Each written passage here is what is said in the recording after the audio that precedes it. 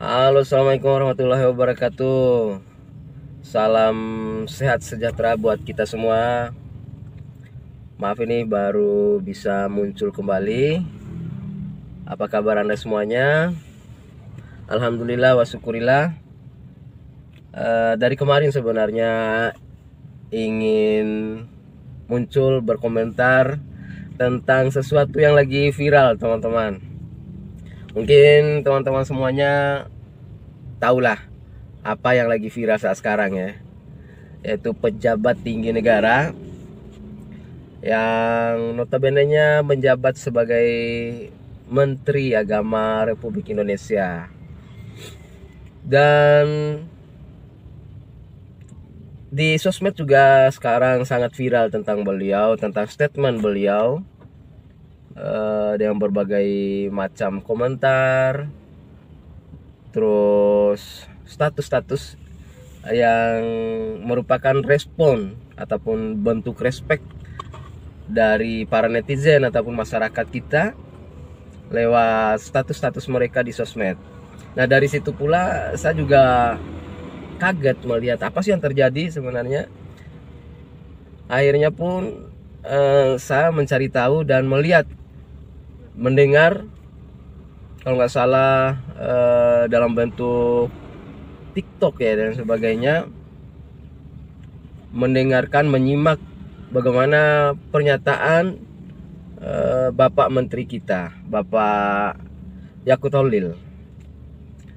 Nah, secara pribadi saya merasa miris banget ya, Menteri Agama kita memiliki sebuah statement seperti itu terkait dengan adanya toa, berusaha memanage suara toa yang ada di setiap masjid.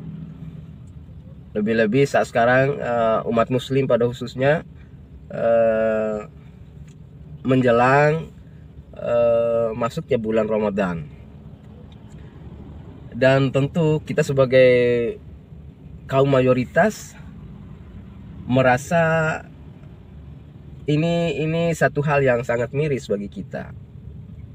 Lebih-lebih pernyataan Pak Menteri membandingkan suara azan tersebut dengan gonggongan anjing. Ini yang lebih parah, lebih miris banget. Seorang Menteri Agama yang tentu kita sebagai masyarakat awam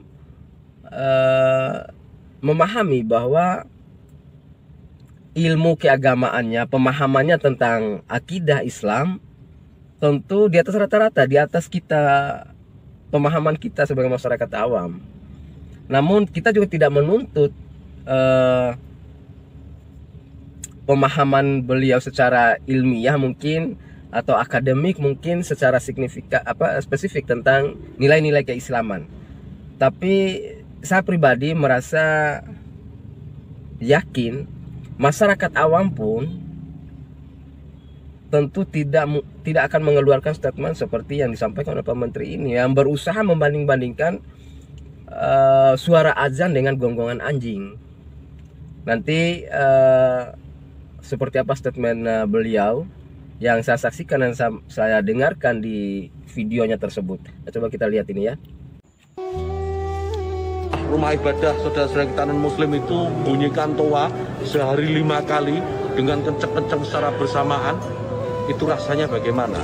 Yang paling sederhana lagi, tetangga kita ini kalau kita hidup dalam satu komplek itu misalnya, kiri kanan depan belakang pelihara anjing semua.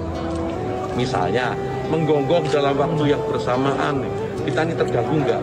Artinya apa? Bahwa suara-suara ini, apapun suara itu ya, ini harus kita atur supaya tidak menjadi gangguan. Ya, speaker di musola, masjid monggo dipakai, silahkan dipakai.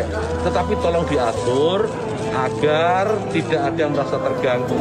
Agar niat menggunakan toa, menggunakan speaker sebagai sarana, sebagai wasilah untuk melakukan siar tetap bisa dilaksanakan tanpa harus mengganggu mereka yang mungkin tidak sama dengan keyakinan kita. Berbeda keyakinan kita harus tetap hargai. Itu aja intinya. Nah, teman-teman bisa saksikan, teman-teman juga bisa simak, teman-teman juga bisa dengarkan secara langsung bagaimana statement Pak Yakut Holil barusan. saya pribadi nih jadi bertanda tanya, beliau nih benar gak sih keislamannya, kok sedangkal itu ya. Beliau membandingkan suara azan itu dengan gonggongan anjing yang ada di sekitar kompleks. Yakul atau Yakut ya. Dari namanya saja sedikit ada keraguan bagi saya. Yakut, untung ada holilnya. Baru saya dengar nama-nama Islam seperti itu. Mungkin ada arti yang tersendiri, tapi amat saya sayangkan seorang Menteri Agama Republik Indonesia memiliki statement seperti itu. Dan harapan kita masyarakat awam, statement seorang menteri ini jangan sampai ada lah. Karena tentu itu akan menciptakan satu suasana yang suasana tidak nyaman di negeri ini. Teman-teman kaum muslim pun tentu akan memberikan respon atau wujud reaksi secara nyata. Nah, ini yang kita khawatirkan.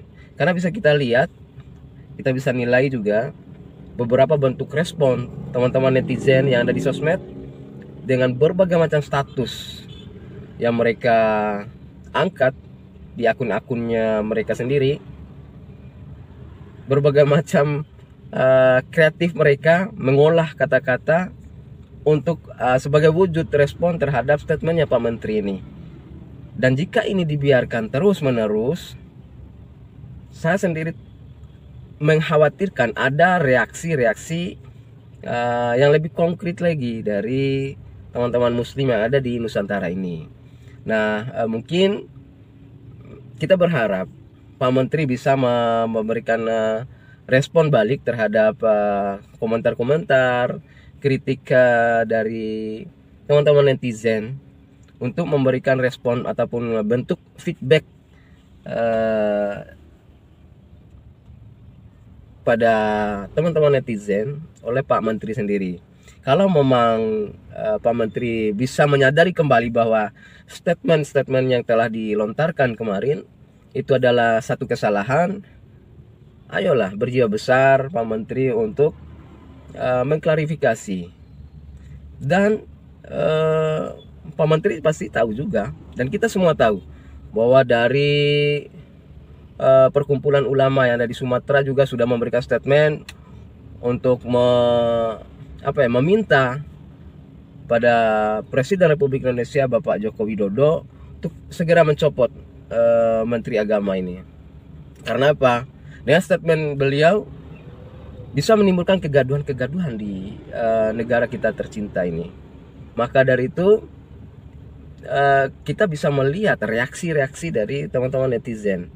Nah, ini sengaja saya kutip beberapa saja bentuk reaksi para netizen lewat status-statusnya. Silakan teman-teman lihat dan saksikan ini. Dukungan masyarakat Sumatera Barat agar Bapak Presiden Joko Widodo mencopot Menteri Agama dari jabatannya karena sudah membuat gaduh, membuat risih, kemudian menuntut Presiden Bapak Presiden Joko Widodo dan DPR RI agar satu, DPR RI segera memanggil dan mengadili Menteri Agama Yakut Khalil Qomas.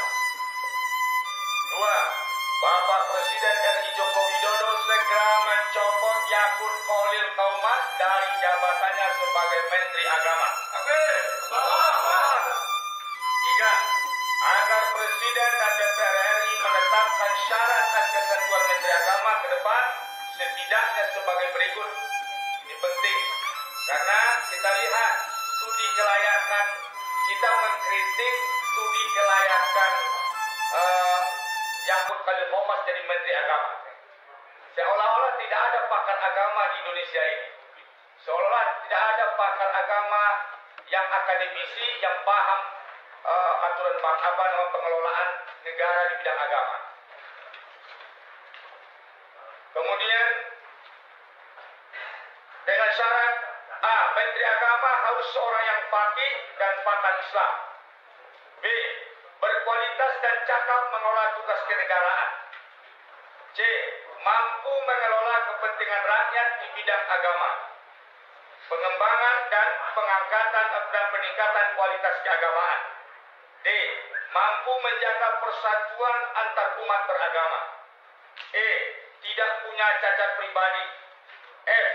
Tidak harus NU atau Muhammadiyah dan harus bersikap melayani seluruh golongan dan kelompok secara proporsional. G. Tidak mengayomi aliran sesat dan tidak merusak pemahaman umat seperti membawa misi penyebaran paham liberal. H. Tidak mengangkat menteri agama hanya dengan pertimbangan politik, tetapi harus berdasarkan kualitas dan kepentingan rakyat. Poin 4. Pemerintah dengan segala perangkat dan kewenangan harus menindak tegas para penista agama, karena hal ini dapat menimbulkan gesekan dan perpecahan. Sekarang ini ada gerakan modernisasi. Jadi Islam terus yang diusik.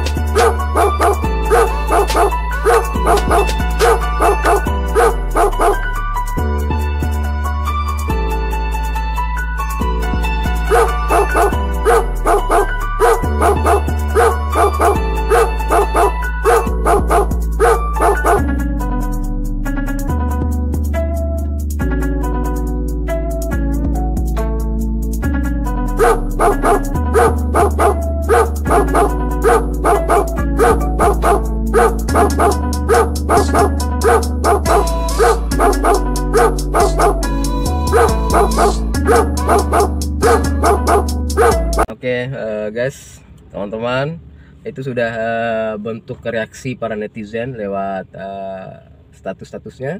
Teman-teman bisa baca tadi. Dan mudah-mudahan Pak Menteri juga bisa melihat ini semua wujud nyata reaksi para kaum mayoritas yang ada di Republik Indonesia ini. Namun kita tidak mengharapkan bahwa dari statement Pak Menteri ini bisa menimbulkan hal-hal yang tidak diinginkan di bangsa kita ini tercinta, supaya Nusantara yang kita cinta ini, Republik Indonesia NKRI yang kita cinta ini selalu dalam keadaan yang kondusif, damai dan stabil.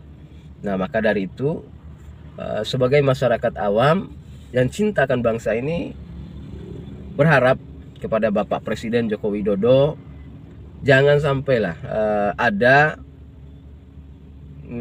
pejabat negara yang